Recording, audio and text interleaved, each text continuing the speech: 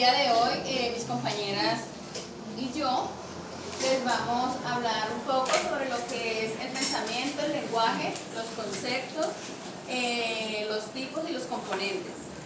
Entonces, mi nombre es Adelaida Sánchez y el de mis compañeras Caterina Charri, Melissa Arias y Tazania Mogol. bueno, para iniciar la puesta en común vamos a hablar un poco sobre lo que es el pensamiento. Entonces, el pensamiento es un fenómeno psicológico racional asociado con el procesamiento, la comprensión y la capacidad que tenemos los seres humanos para recordar o informar algo. A medida de que se dice que el pensamiento se va desarrollando a medida de que el ser humano va creciendo. Vamos adquiriendo más conocimiento, por lo tanto nuestro pensamiento se va enriqueciendo un poco más. El pensamiento también está muy asociado con el sistema límbico, ya que en el sistema límbico es donde encontramos las emociones.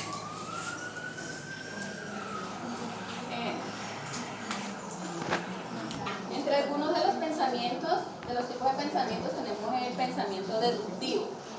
El pensamiento deductivo parte desde lo general a lo particular. Entonces, es el que consiste en la organización y la estructuración de las ideas para llegar a una conclusión. Un ejemplo del pensamiento deductivo podría ser, por decir algo, Jessica va a la universidad los sábados a las 5 de la tarde. Jessica hoy está en la universidad. Conclusión, hoy es sábado a las 5 de la tarde. Otro ejemplo podría ser, que bueno, lo encontré en internet.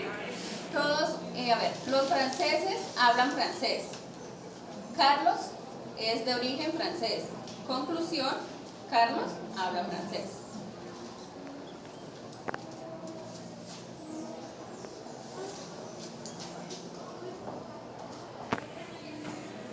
Tenemos el pensamiento inductivo, que consiste en obtener conclusiones generales a partir de una premisa particular, que contiene datos particulares. Un ejemplo de esto sería Carlos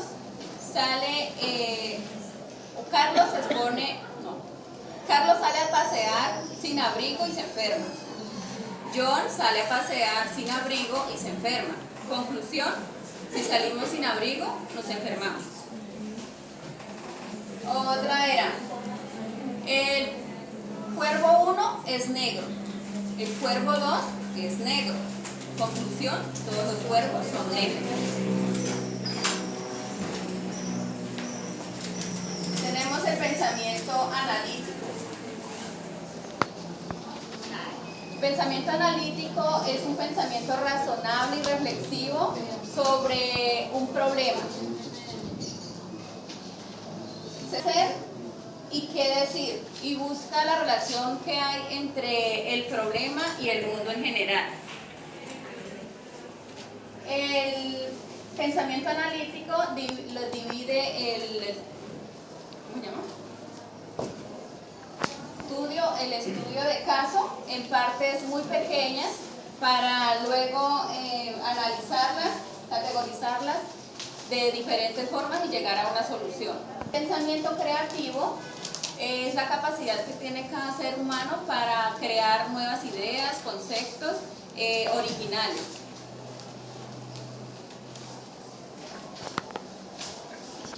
Este tipo de pensamiento se caracteriza por utilizar unos conceptos muy limitados y muy difusos. Son poco claros y a menudo metafóricos. Básicamente este es un tipo de pensamiento que no tiene coherencia y es limitado. Pensamiento duro. Utiliza conceptos definidos posibles y trata de evitar las contradicciones. Es usado en campos como la ciencia. Este pensamiento pensamiento ya es un poco más claro, más preciso, es coherente, al contrario del anterior, del pensamiento suave. Este está pues encaminado en encontrar un objetivo en particular. Pensamiento divergente. Este pensamiento establece una división entre dos o más aspectos de una idea y explora las posibilidades para mantener esta partición. La idea de ese pensamiento es tomar la información y dividirla para estudiar cada una de sus partes. Pensamiento convergente. Por medio de ese pensamiento nos damos cuenta que hay diferentes hechos o realidades que encajan entre sí, a pesar de que en un principio no parecía que tenía pues nada en común. Este pensamiento es crítico, es lineal y se basa en conocimientos como tal del pasado. Busca una solución única. Unos ejemplos de eso puede ser la incidencia de la tecnología, el medio ambiente, la cultura y el comportamiento social.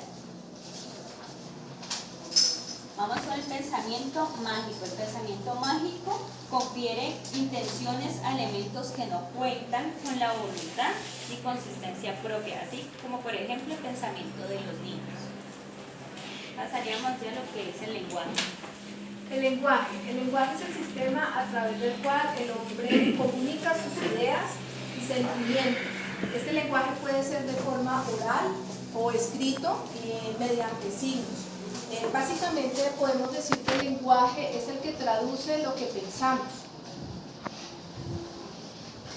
Existen diferentes tipos de lenguaje.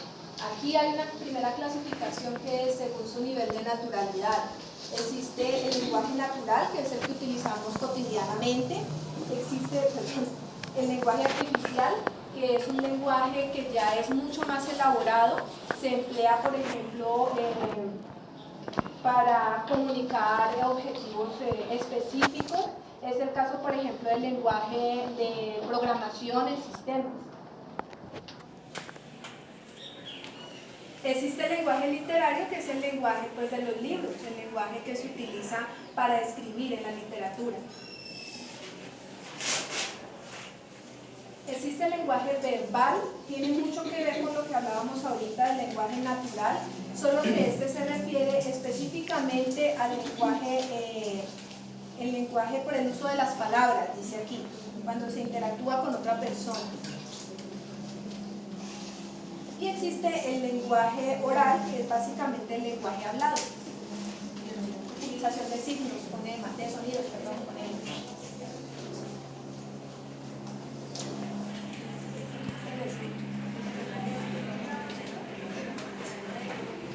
El escrito, el lenguaje oral. El lenguaje no verbal, ese lenguaje no verbal se lleva a cabo sin palabras.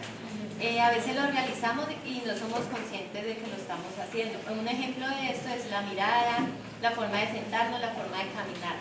Entre estos lenguajes no verbales se clasifica el kinésico, que el kinésico tiene que ver que es la manera de cómo la persona expresa su cuerpo. Un ejemplo de eso puede ser los movimientos corporales, las expresiones faciales. Y también se clasifica como un lenguaje kinésico el olor de nuestro cuerpo. También está el lenguaje facial, que tiene que ver con todas las musculaturas faciales. Está el lenguaje vernáculo, que tiene que ver con el idioma nativo que se habla en el lugar donde es originado. Un ejemplo de esto es, por ejemplo, que en Francia se habla francés, en España se habla español. También tenemos el lenguaje egocéntrico, que este lenguaje se observa en los niños y hace parte de su desarrollo integral. Jean Piaget pues, fue quien lo llamó así, el lenguaje egocéntrico, y él dice que más o menos a la edad de 2 años el niño no piensa en ser un ser social, sino en hablarse a sí mismo. Y también encontramos el lenguaje técnico y científico, que tiene que hablar, por ejemplo, el científico tiene que ver más con lo conocimiento y lo teórico. No podemos, por ejemplo, hablar con una persona, no son los mismos términos que utiliza una persona científica o un biólogo. Antes de terminar, pues como estamos hablando de lo que es del pensamiento y del lenguaje, trajimos este cerebro. El lenguaje está ubicado prácticamente en la parte frontal, Sí, vamos a hablar de las áreas de Brodmann en el área 47. ¿Alguna pregunta?